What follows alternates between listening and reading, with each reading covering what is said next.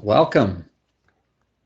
I think we're started and going here, boss. All right, here we go. So, first of all, tonight's discussion is on careers in entertainment. This was one of the topics that was very desirable upon our list from educators. So we thought maybe we should approach this and maybe give you an idea of what some of those jobs are that aren't the normal jobs, but also maybe what some of those jobs might pay in certain circumstances.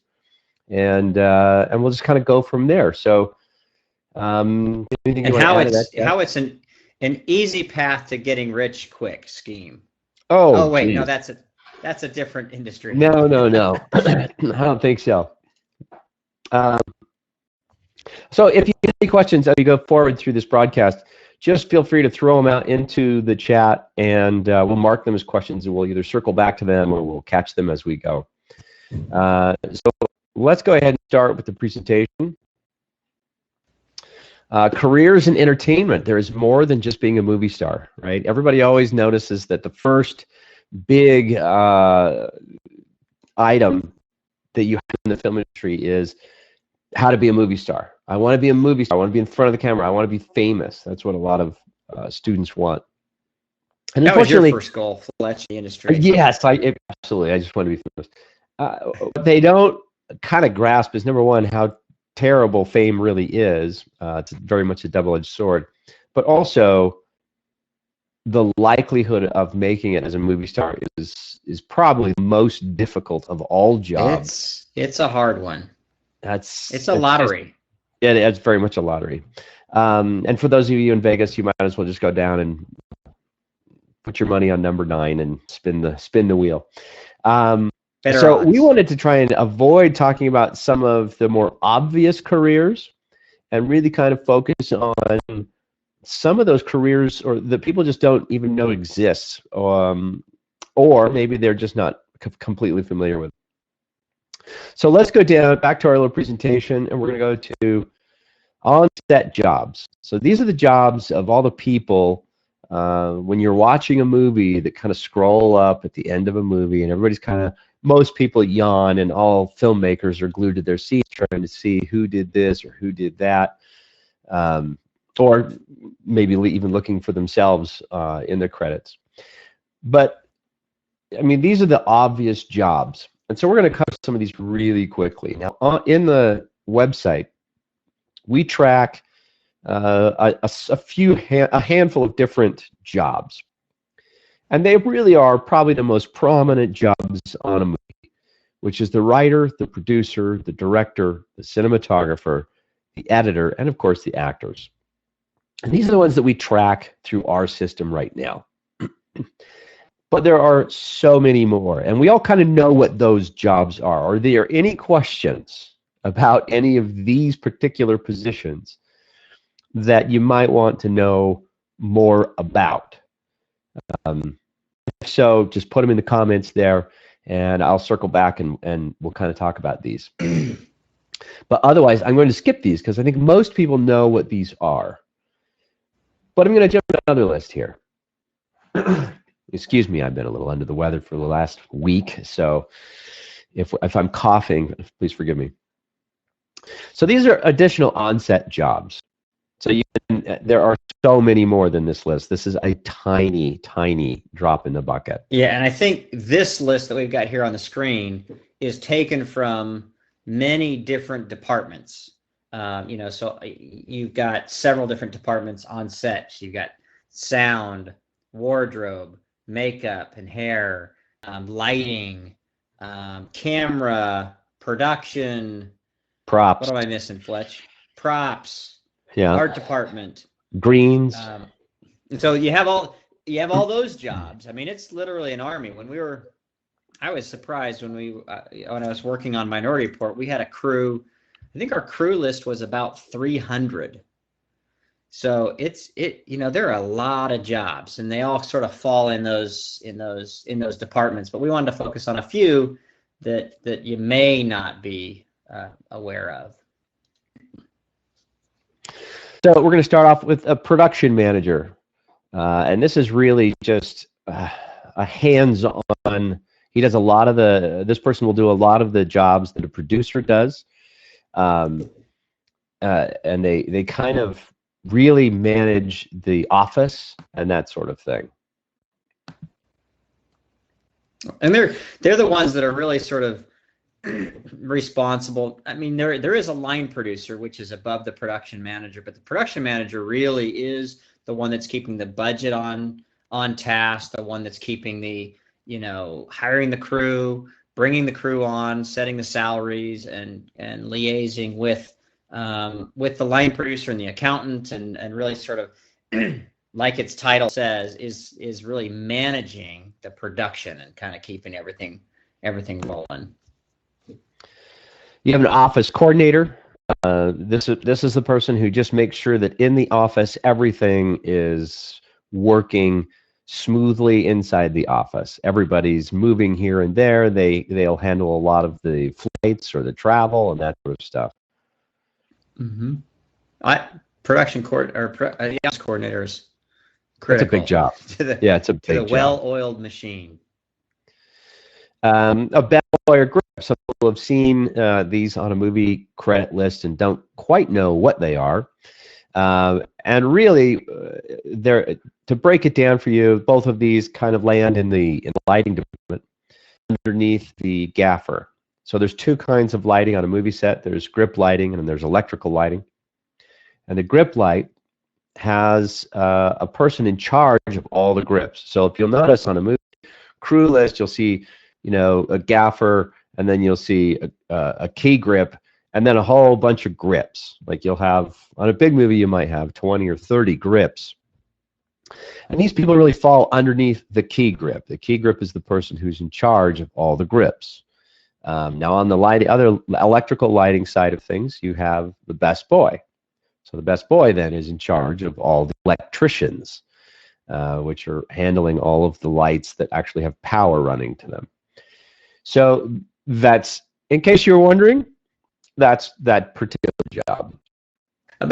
Give us an idea, Fletch, of what the salaries of, just maybe in the grip department or the electric department, being the key grip. I mean, you could probably from it's. I mean, obviously these things range. You're going to have a range all the way from high big budget movies like Marvel movies and stuff like that, all the way down to the independent film. So you should a key grip is probably somewhere between, I would say on an independent movie you might be able to do something at like $300 to $400 a day, and then all the way up to like a bigger movie is probably upwards of what, $600, $700 a day probably. I would say $700, $800 a day. So that gives you an idea of that perspective range. We got a question here. This is always fun to answer questions. We'll just mark this as a question. I'll think back to this in just a minute, Jeff. Let's get through this. Keep asking those questions though. Mark these as questions, and we'll have a whole Q&A at the end. So we'll get there to these. You have a production assistant. This is the entry-level job on any movie set. It doesn't matter if you've really gone to college or not, or where you studied. It doesn't matter. This is pretty much where everybody starts as a production assistant. And this is really kind of the grease that holds together any production on set or in the office. You need people. You need hands to do things. You need people to run and take care of things and run errands and pick up things, and that's all handled by the production assistant or the PA. And there's usually lots of them on any movie set. Some of them are paid. On any big movie, they're all paid. But you can probably, if you're going to try and be a PA, and this is a really good entry-level job. So if you get on to a movie set, this is a great way to get on, is go on and say, I'll work for free. Because they're going to tell you they're all crewed up. No, we don't have any positions for you. And then you say, well, I'll work for free. And most productions won't pass the opportunity to have somebody that can do these errands, that can do these jobs, and they're not technically skilled people necessarily at this point. They're just, everybody's kind of a noob at this point. But they learn very, very quickly. Each department, you know, say your interest is, you know, if I could give some advice to young kids that are wanting to get into the business, kind of figure out where is it that you want to end up. So say I want to be a cinematographer, then I would go to the DP or someone in that department and offer to be the very entry level job, which, you know, which might be working for free. And it might be a PA who picks up the film and takes it to the lab, or, you know, now we have DITs, but you know, that's a job, and that's a PA's job, is hauling that footage. Yeah, and so every department has that low entry level type of person. So whatever your interest is, go into that department and go all the way to the bottom. You know, you start in that bottom position. And I mean, that's, you know, Fletch made my first introduction to a production company, and I went in and I thought I was going to be Mr. Big Cheese, and, you know, didn't you ask to act in it? You wanted to be the star? Yeah, I went into the production office and offered my services to be any of the leading roles, and unfortunately they said that those were all filled. So I left the office a little bit downtrodden, and sat out in the lobby and thought, well, I guess I could do a supporting role. So I went back in and offered to be a supporting role, and the production coordinator, who I was talking to because she was in the office, said, well, sorry, but we filled all those positions. And so then I went out into the lobby and a little downtrodden, and went back in a few minutes later and offered to be one of the crew, the main crew members. And at that point, she thought I was crazy, and of course all the crew were staffed also, and I don't know, I think I went out to the lobby a couple more times and finally came back in and said, hey, I'll work for free. And then she was like, oh, okay, well, we might be able to find you something. And that's how I started my first gig, was working for free after I offered to be the main role, leading role. And they turned you down. That's crazy. I mean, I did have the looks back then, so I don't know why they didn't cast me next to Bruce Boxleitner. Oh, that's right. Oh, that's what it was. I was not cast in that film, so. But you were a PA. Free. You were a PA, and we'll come back to this story because this is a good story about how you remain a PA. So let's go back to our list here. And as a PA, you can probably expect to make anywhere from free, and you shouldn't have to do more than one project for free, because once you get credits, and are extremely important. Once you start establishing your name and your credit base, you shouldn't have to continue to work for free. And you will be introduced to all sorts of new people on that film. And I'll tell you right now, the way you get a job in this business is by knowing people. And we'll come back to this because that's our last slide. So we'll come back to this topic. All right. So switching back. Let's see what a best boy production assistant is. A stunt coordinator. So stunt coordinator, he's the guy who's in charge of all the stunt players. So he does the hiring and the firing and the making sure that all the stunts are safe. This is the person who a lot of times it's not uncommon to find that the stunt coordinator is also the second unit director.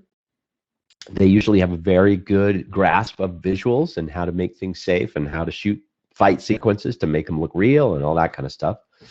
So that is very common as a stunt coordinator to see that duplicitous role. And that might, the reason we bring that up is that might be a job that you've never thought of. I mean, we all know makeup, hair, wardrobe, lighting, but stunts. Yeah, it does take training, but stunt coordinating and doing stunts is one that's not always thought of. I like the choreographer. Yeah, choreographer is another one. I mean, how many people think of, anytime you see a dance on a movie screen, someone choreographed that. Someone put that together and assembled all that. And I have the illustrious credit to my title that I did what was it, High School Musical 3? Or whatever the theatrical one was. I don't remember what it was. I think it's 3. And I spent over a month in a dance recital room working with the director and the choreographer and the actors, working through a lot of these kind of scenarios. And believe me, these people work really hard to make that all come together. They don't just show up and start dancing, that's for sure. They worked for months to make that happen. Okay. Let's see. So back to our list. A set medic. Now, this is an interesting job because a lot of people don't ever think about, oh, well, what about, I've studied to be a nurse or I've studied to be an EMT. Well, guess what? There's a place for you at the table, at the entertainment table, because every movie set is required by law to have a set medic on set. So if someone gets hurt, there's somebody to take care of them. And so this is something that is ubiquitous on every set. They have to have it. So if your skill set lies in the medical realm, guess what? There's a place for you. And that's what you'll find a lot of times in the film industry, is that regardless of what you do for a living, there's likely a place to transition to, move to into the film industry, because the film industry is so broad and has to cover so many aspects that it utilizes a lot of these disciplines. Or vice versa. If you don't quite make it in the film industry, you can go off and be a medic. Yeah, you might. Yeah, that's true. That is true. So, visual effects supervisor. This is someone that comes in during pre-production and helps to visualize the visual effects and helps on set to make sure that the various shots are performed in such a way that they'll be able to do the proper CGI or different composites and stuff like that in post-production. So they're on set with you for those shots. And in fact, the visual effects supervisor will be the one directing those particular shots that have a lot of visual effects in them. That person will actually call action and cut and that kind of stuff. So it's a little bit of a handoff when you're doing a visual effects shot to these people, because they're looking at something completely different. They're not looking at performance. The director is still the director. That person's going to be handling the actors and making sure that he's getting the performance they want. But it's the visual effects supervisor who really controls set and is deciding if things were shot correctly and why they need to go again if they didn't. Let's see.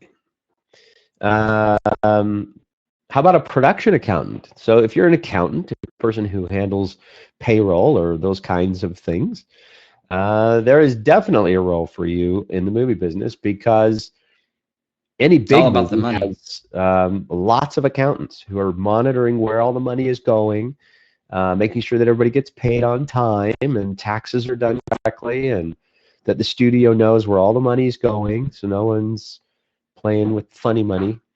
And with a film, you're spending money at such a high rate. Any mistakes have to be caught right away. I mean, the accountant is critically important, and it's also the accountant's important to the whole formula, because you got to be able to turn to them in an hour's notice and say, where are we at on our budget? And they got to know, because you're spending money so fast. Oh, I'll get you that answer by next week. You've already spent all the money.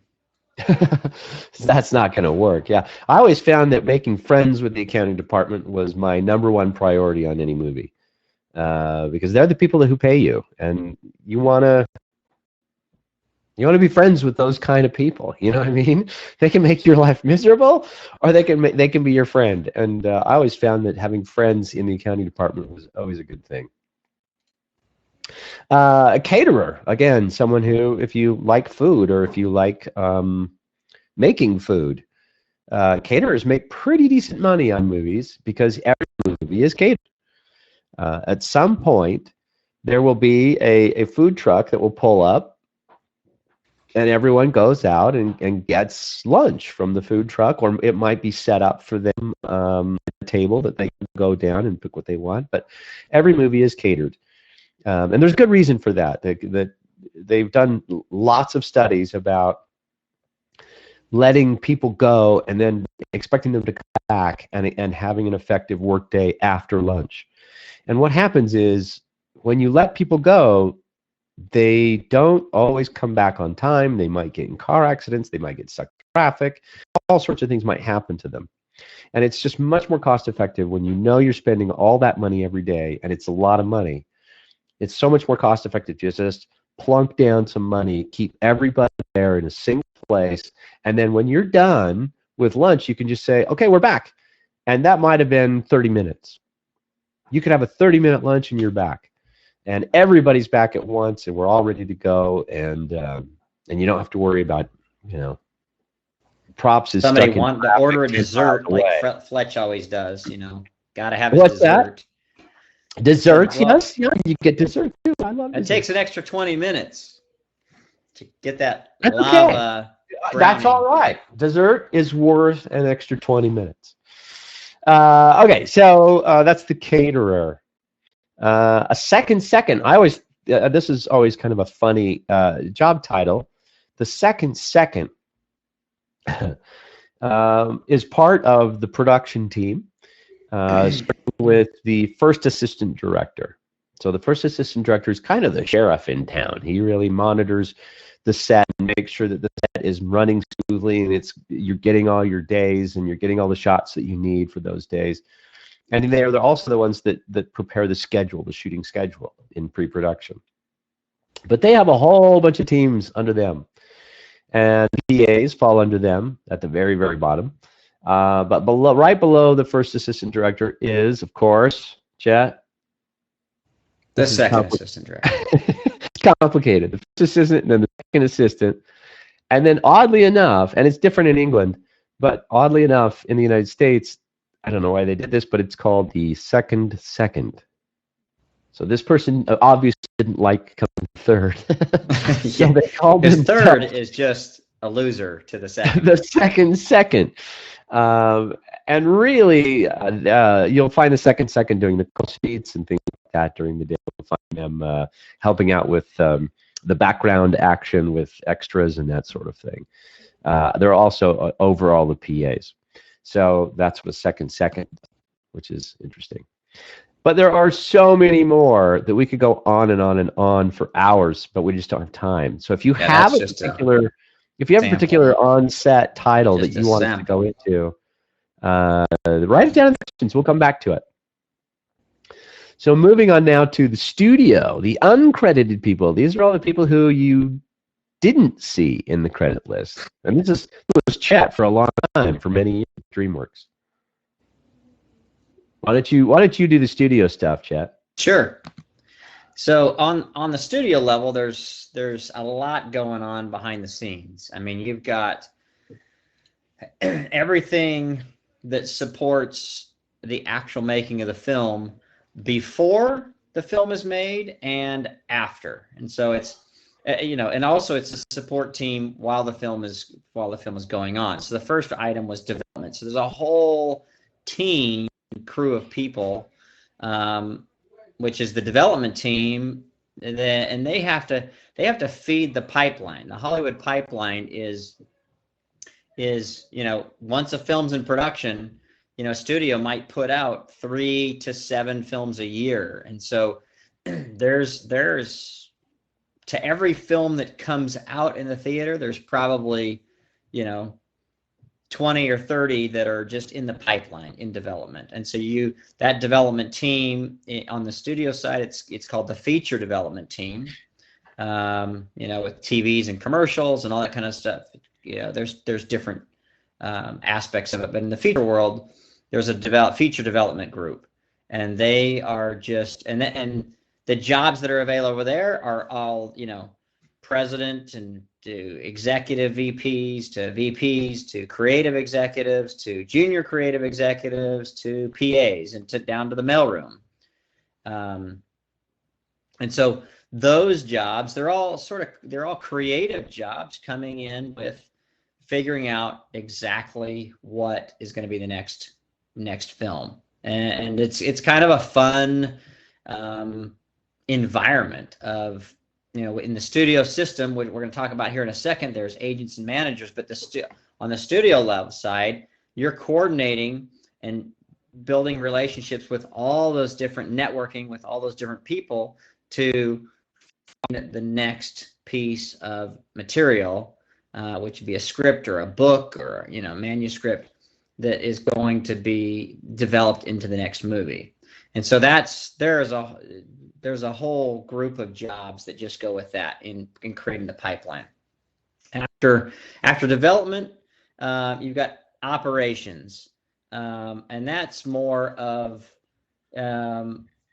you've got backlots. There's all kinds of jobs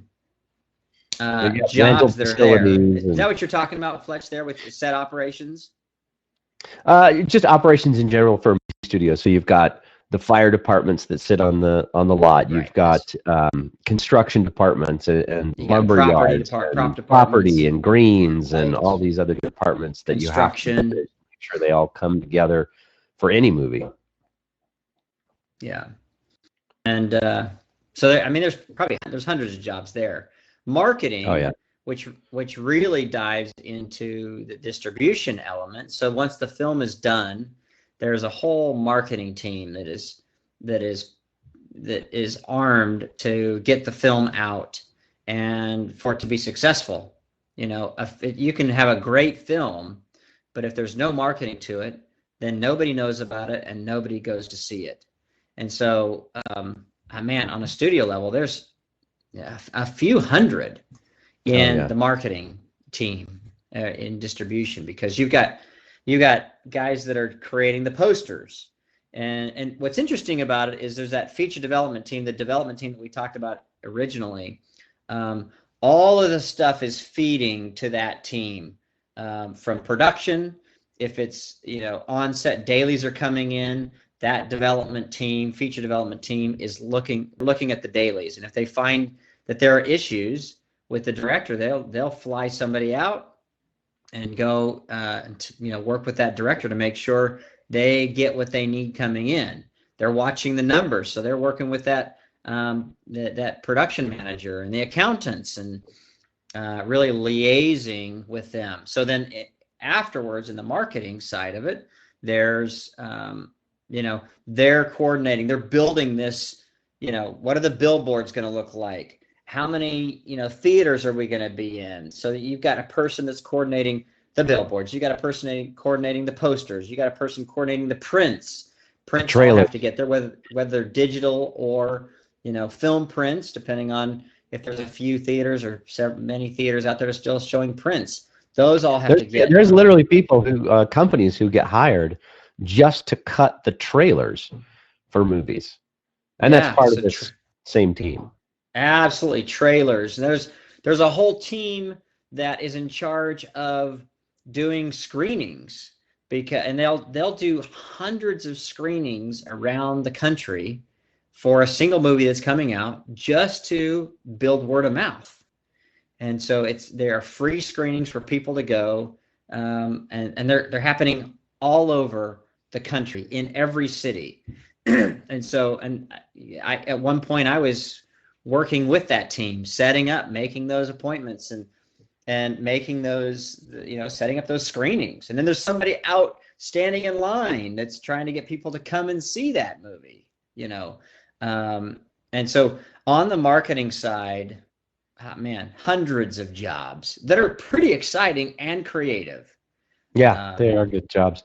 And one thing I want to circle back to this, Chet, is about how all of these jobs, that's our last question, so I want to circle back to this, but how jobs like this, like what you're just talking about in marketing, doesn't mean you're going to be in marketing the rest of your life. So we'll come back to that. Mm-hmm. And then business affairs, there's always a huge legal team that's managing everything, because every piece of material that we bring in has to have a contract, has to have a chain of title. We have to have the rights, and every actor that's on a film has to be contracted for the amount of money. What's his back-end participation? What are they getting paid up front? What do they have? Fuji water in their trailer? I mean, it's a little crazy. And there's music. If there's music on board, the composer, he has to have a deal. Everyone has to have a deal. Are they getting existing music?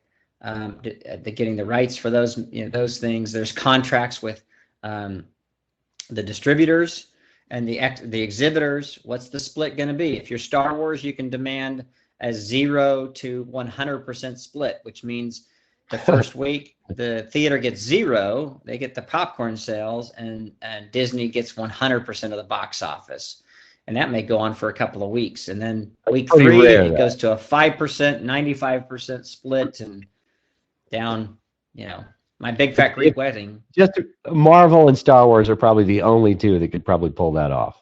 Yeah. And so anyway, there's business affairs. They are busy bees. So those of you that, that have students that want to be in, that argue a lot, send them the legal direction to business affairs. I mean, a lot of those guys, though, have, they have legal backgrounds. So in entertainment law and that sort of stuff. Yeah, they're all attorneys. Again, if you want to be in law, there's still a place for you at the entertainment table. And entertainment law is a lot more fun than, say, divorce law. I don't know. Yeah, one of the things that I would say about that, Fletch, is, just kind of giving experience here. When I left college and decided to move to LA, I started out temping just to get a job. I couldn't get a job anywhere, so I started out as a temp. And I got in and went. What's that? For the studios. For the studios, yeah. And they sent me kind of all over. And one of the places that they did send me was business affairs over at Disney. And what's important is no matter what job you're doing, that you do it the best that you can do it. Because what came out of that in business affairs is they offered me a job. Now, everyone,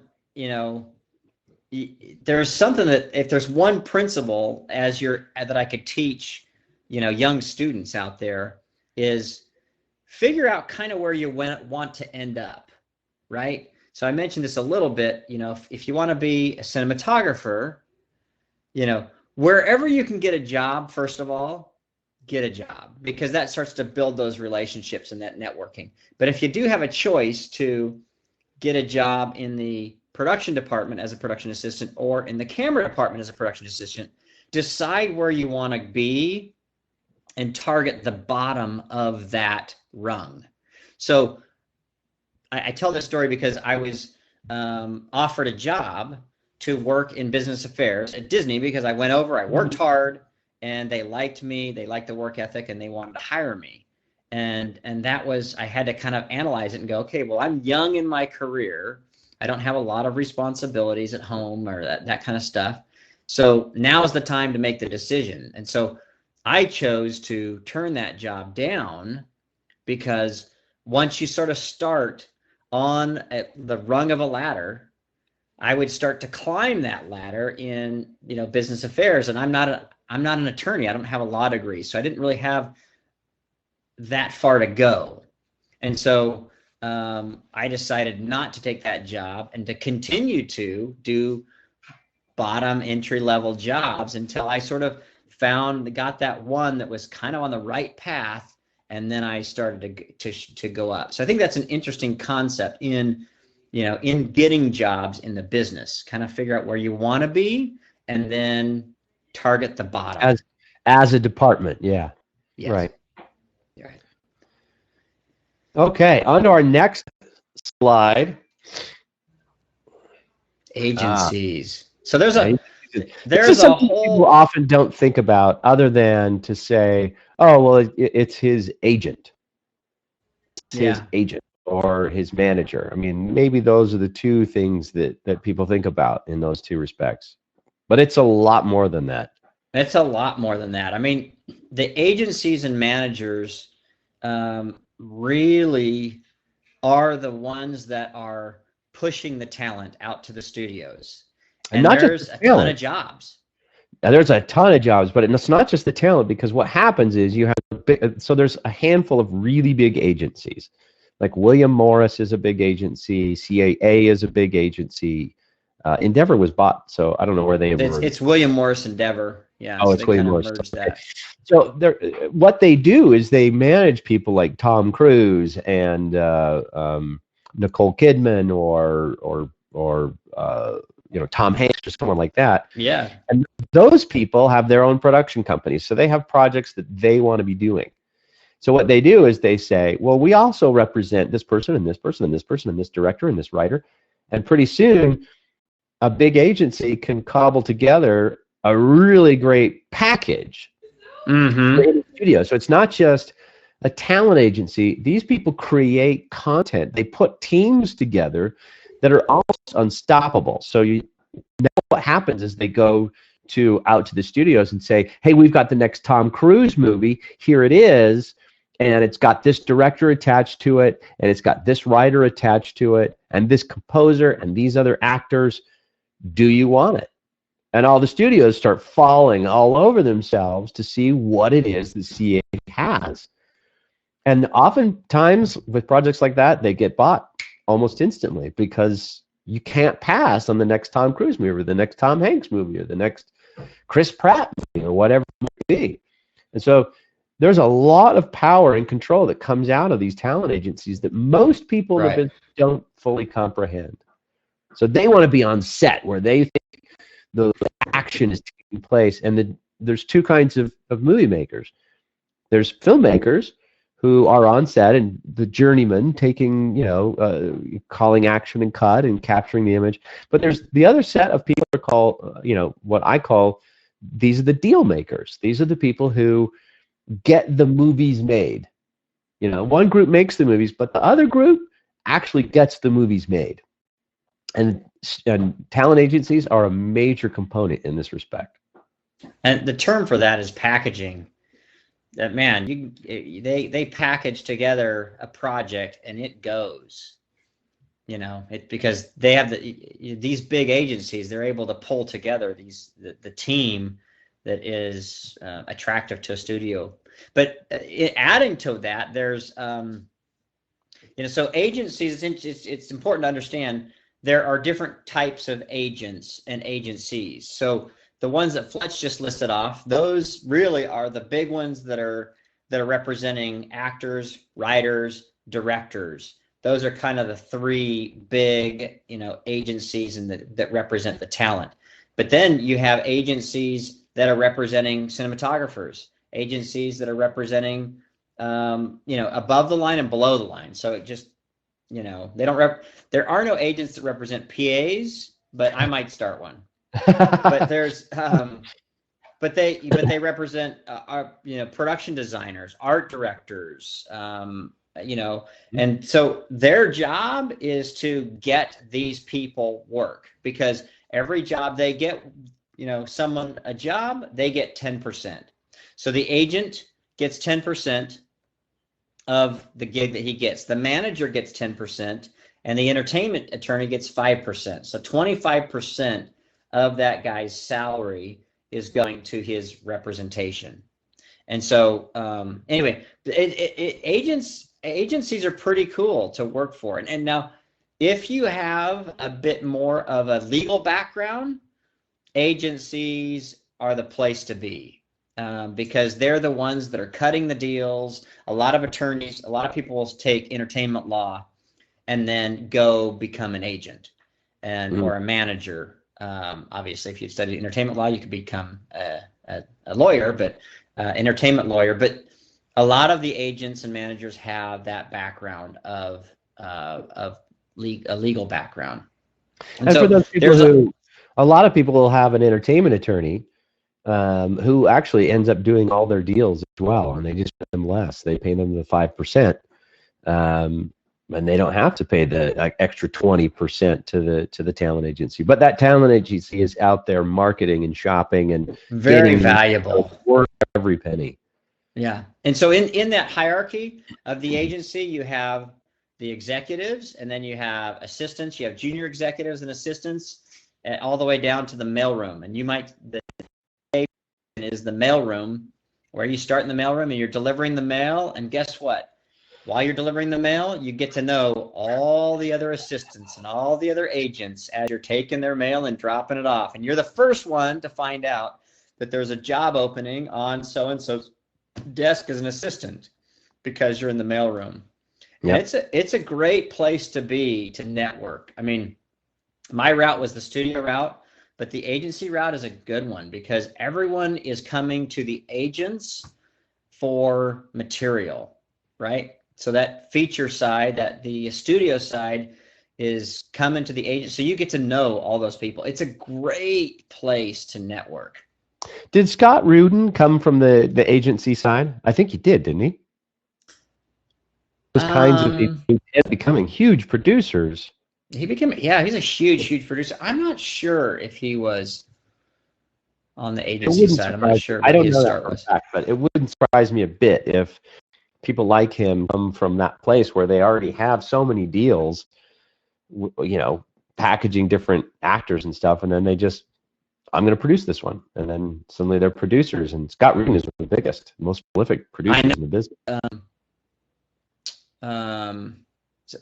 Was Michael Iger, Disney? I think he was. Eisner. I think he was an agent. Huh? Michael Eisner. Yeah, Iger's. Bob Iger. Yeah, Eisner was an agent. Yeah, he wasn't very beloved. Too. I remember. Anyway, what's that? He was not very beloved by many. So those are talent agencies. Legal and entertainment law is the next one, and we kind of covered this already. We kind of covered that. Yeah, a lot of studios like to have people on their desk who know a little bit about entertainment law, so that they can close deals or give advice and that sort of thing. It's really handy.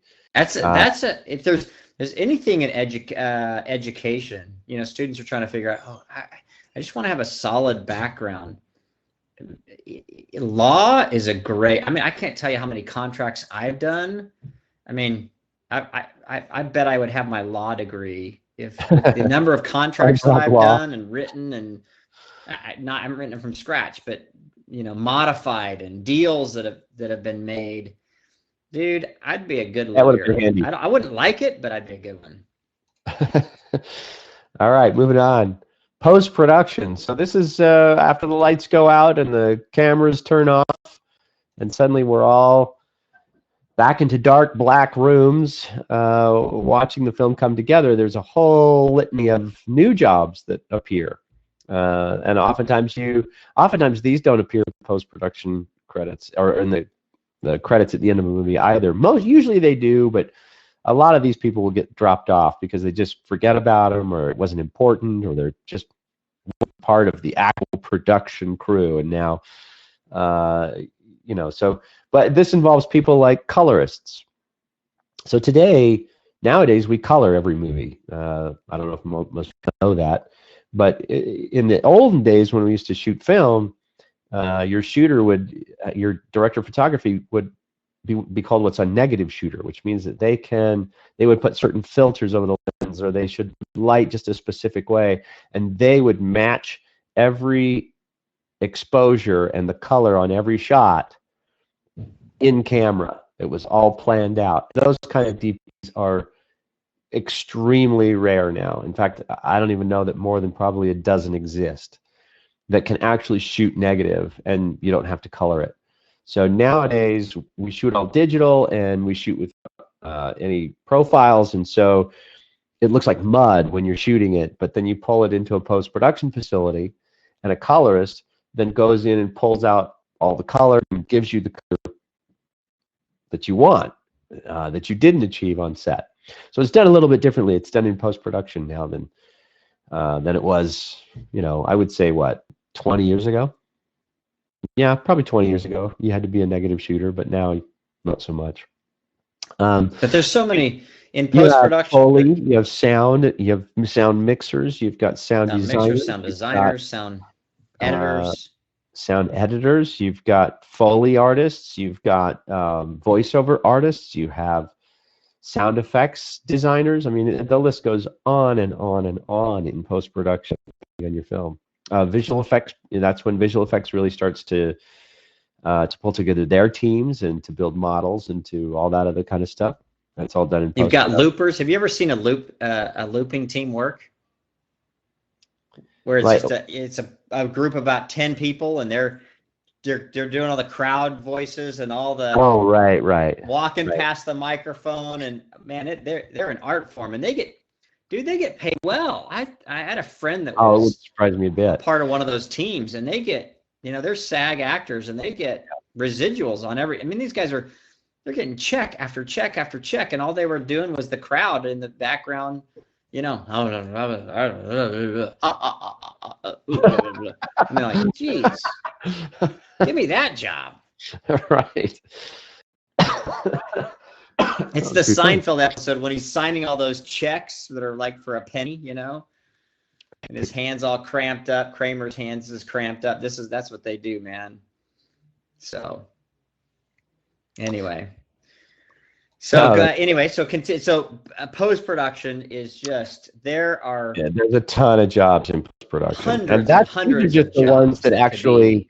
these are just the ones that actually interact with the film. You remember, all of these are post-production houses and facilities, so they have operations people, and they have coordinators, and they have there's a post-production coordinator. There's all these different people who come to life after the end of the show and at the end of the production and begin during post-production.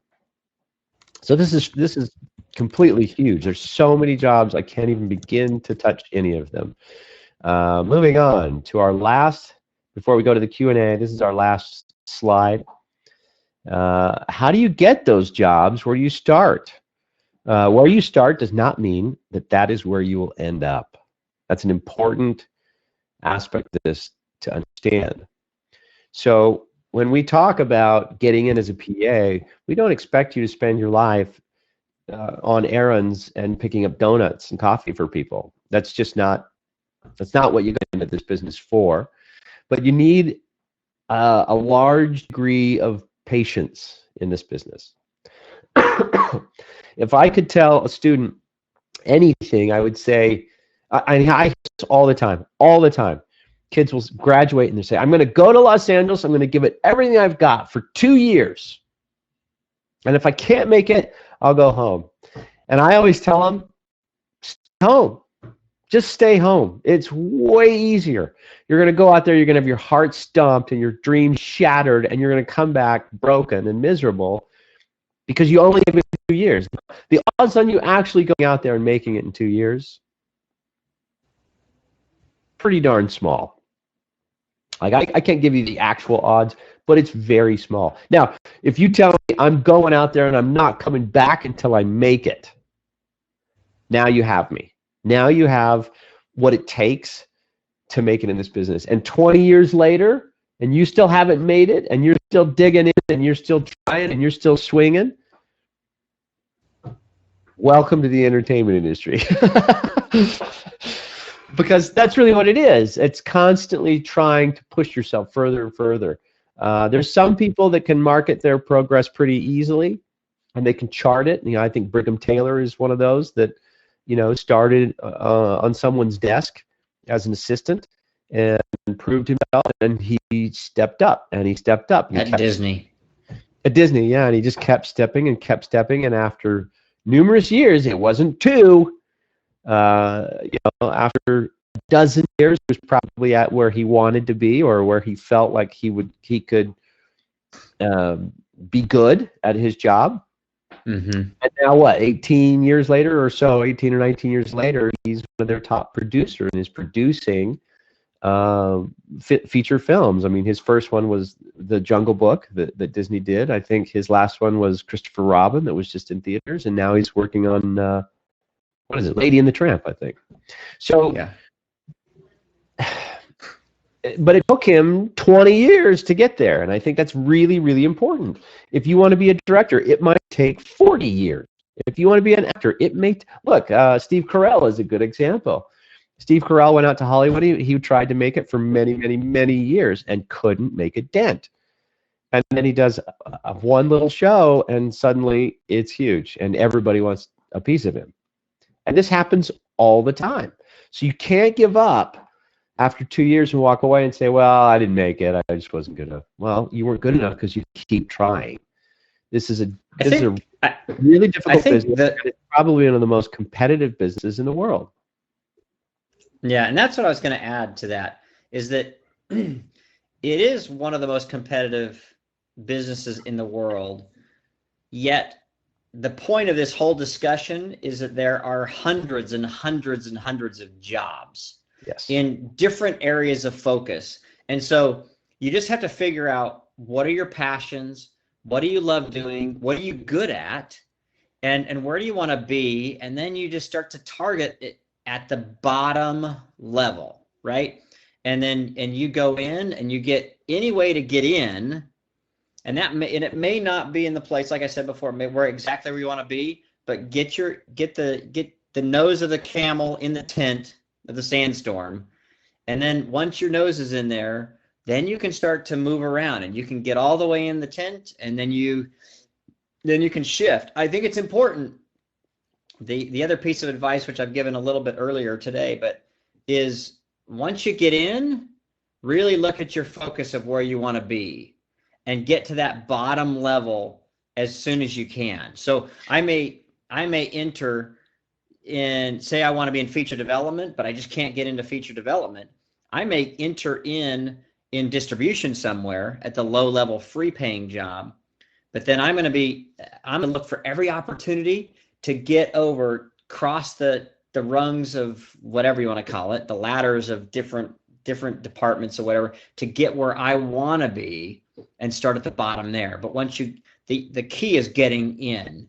And the other advantage that we have is that these films are really expensive to make.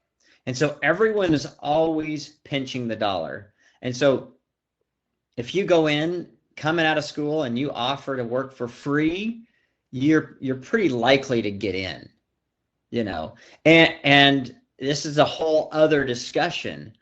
But once you start to get in, the person that you want to really be in good with isn't like, if I want to go to Imagine and want to be working for Ron Howard, the person to get to know is not Ron Howard.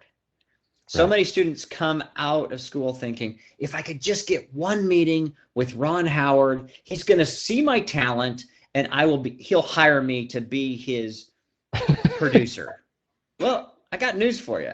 He's not looking for a producer. He's got Brian Grazer and his crazy hair going on that's producing for him, right?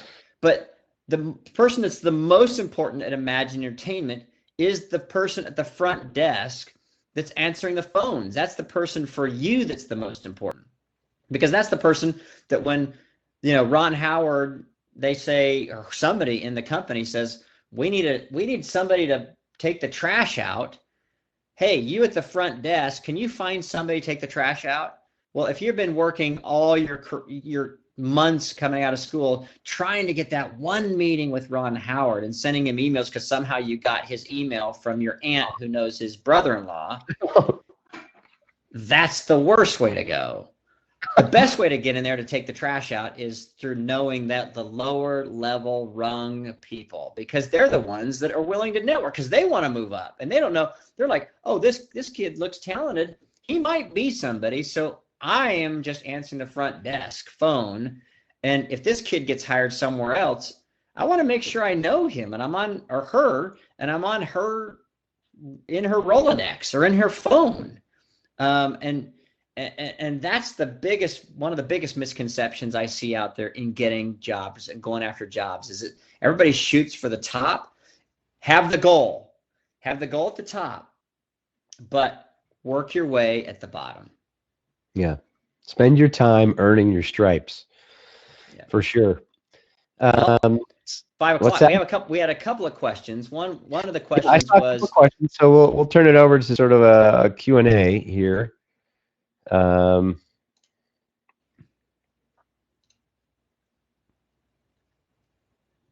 Here's the first one. We had somebody.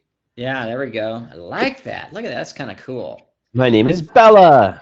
So Bella is studying Chinese language. How do I use this on set? Are these productions in LA or elsewhere that can use my dual language skills in the future? Oh my goodness, yes. Let's see. So first of all, you're learning Chinese. Boy, how do I even describe this one? Because this is you've got in front of yourself a very good opportunity. China is going in, as far as entertainment is concerned, China consumes about 10 times the amount of entertainment that Americans do. They are building. What did Joe say recently? Like 100 new movie theaters a month or something like that. It's some insane. It's crazy. Number. I can't imagine how they're filling them up, but I don't know. But the point of the matter is that that the Chinese don't know how to make good movies yet. They just haven't figured it out, and so they're looking to. Don't tell the Chinese that. Yeah, this is not broadcast in China. Okay.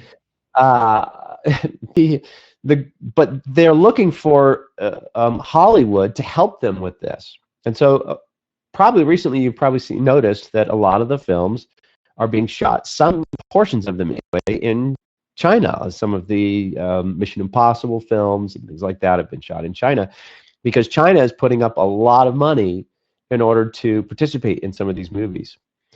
And they require for that money you to shoot some portion of that film in China. So by all means, China is a white field ready to harvest. And if you can speak Chinese and have production experience, you are going to be extremely valuable to any production company. Well, and this speaks to a larger sort of concept here, because this is a great question, and it's not necessary. It's not just about speaking Chinese, or it's about what is it that makes you unique and valuable. So for Bella, being able to speak Chinese makes her unique and valuable. And so, Bella, you should target your direction to where that asset, that arrow in your quiver, is going to help you get a job. You know, and so how do you target a company that maybe, STX, I think, is out of China. I think, aren't they out of China? Anyway, but there are lots of companies that have Chinese ties to them. What did you say, Fletch? Sorry, I didn't hear you. China Film Group is another one there. Yeah, so it's what is it, as for students, what is it that makes you unique and valuable? You might be able to you're the best. You really shovel horse manure really well. So what productions are doing westerns, and then that's your tie, whatever it is that makes you valuable, And I mean, the truth of the matter is, we laugh about that, but the truth is that one of our producing partners got his start shoveling manure on Western films, and I think it was the film with Shane that he was on. Mm-hmm.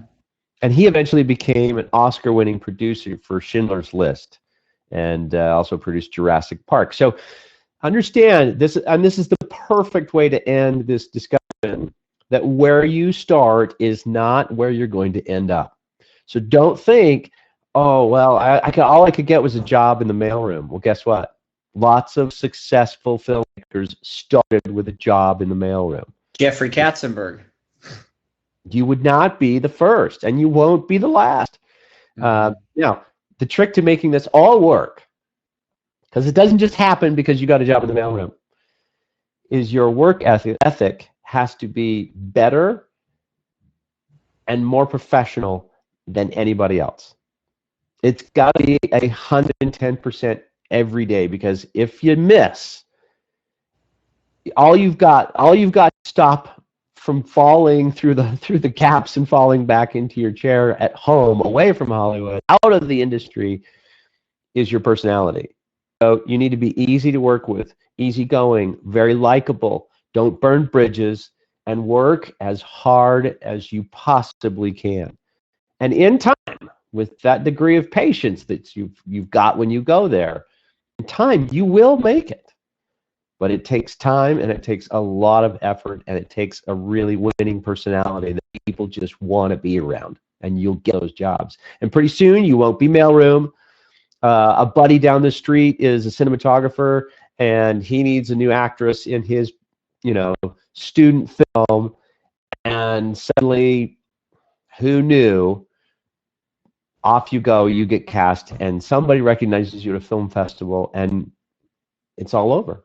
I mean, it happened just like that. And the only principle I'd add to that is that everyone that you work with, treat them as though they might be the one that would hire you next. I don't care where they're at. If they're below you, above you, beside you, or they're the ones that are taking out the trash and you're answering the phone, they're not taking out the trash for long. If they're the best trash taker out in the world, they're gonna move their way up. They're gonna get promoted. So you need to treat everyone and network with everyone as though they might be the one that hires you next, because they might.